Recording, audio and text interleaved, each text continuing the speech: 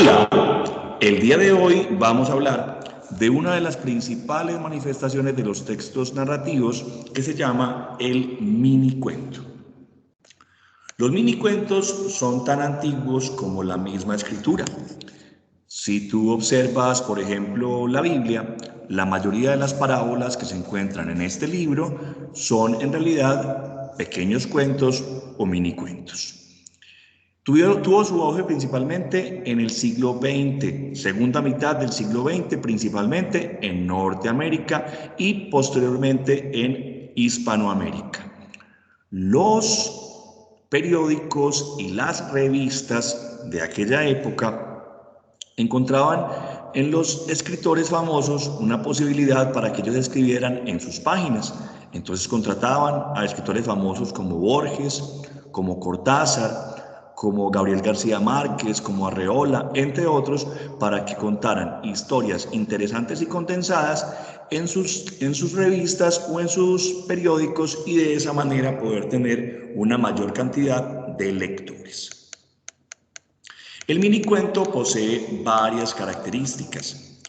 Primera de ellas, tiene un lenguaje preciso, ya que usa palabras precisas que significan exactamente lo que se quiere decir.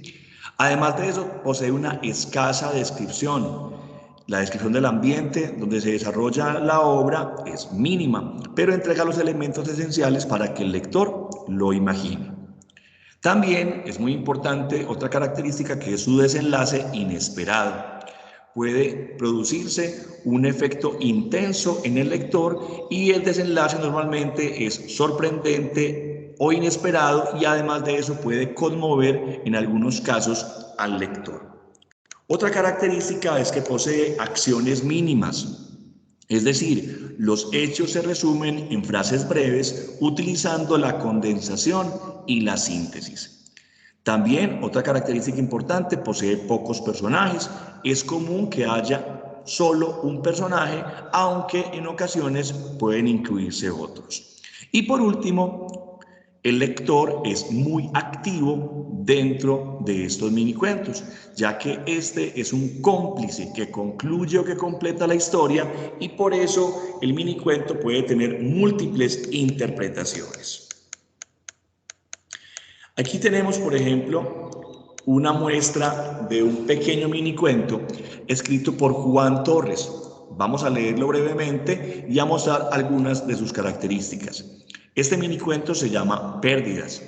Dice así: una mujer perdió una mano, la de coser, la de la bendición matutina, la de pasar las hojas de los diarios, la de señalar a los enemigos, la de alzar las tazas de té con el meñique recto, la de espantar insectos, la de golpear las mejillas de los hombres, la de escribir teléfonos, la de sostener el colorete, la de abandonar en la cintura.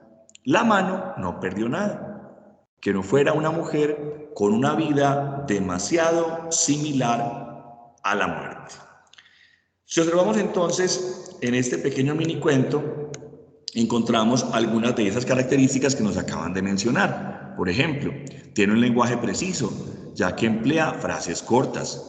Tiene una acción mínima, ya que la acción es clara y concisa.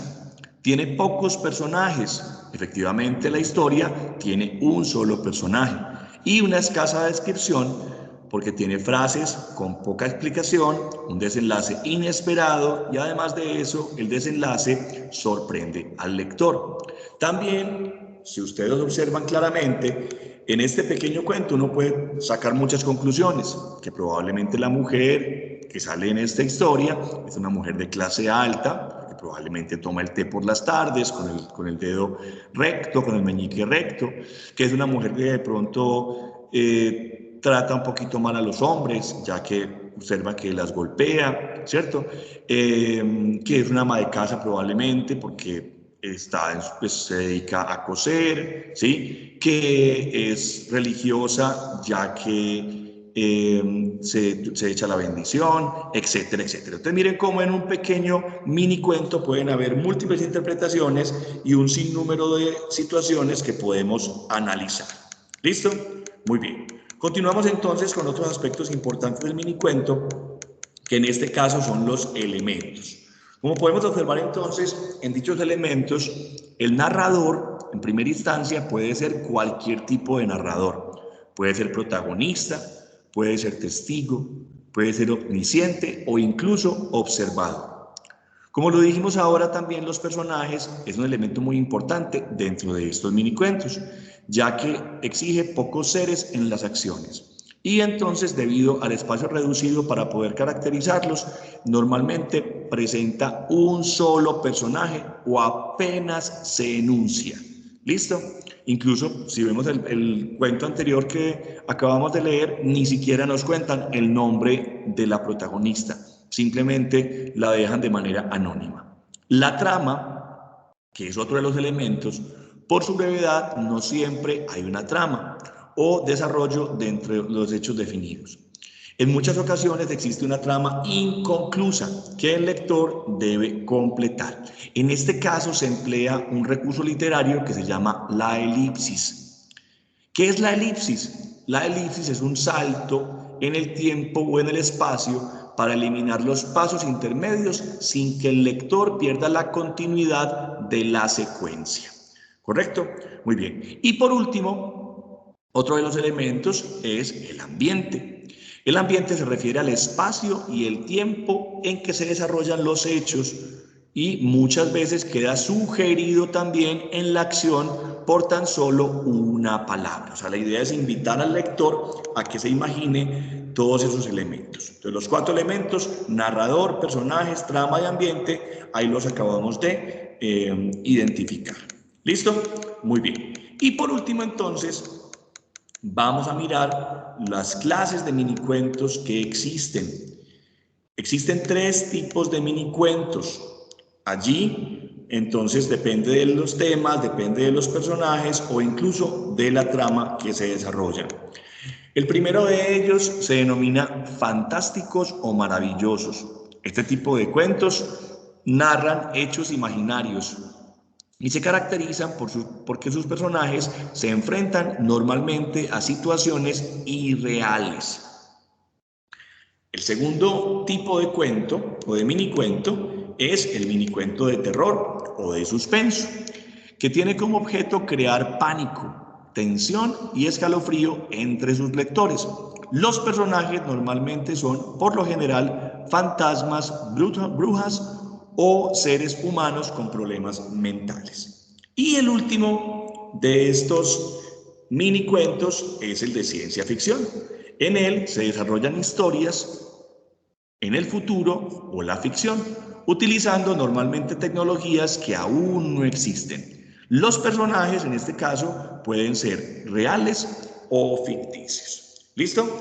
Muy bien, entonces el día de hoy estuvimos hablando un poquito sobre esta gran manifestación del texto narrativo llamado el minicuento.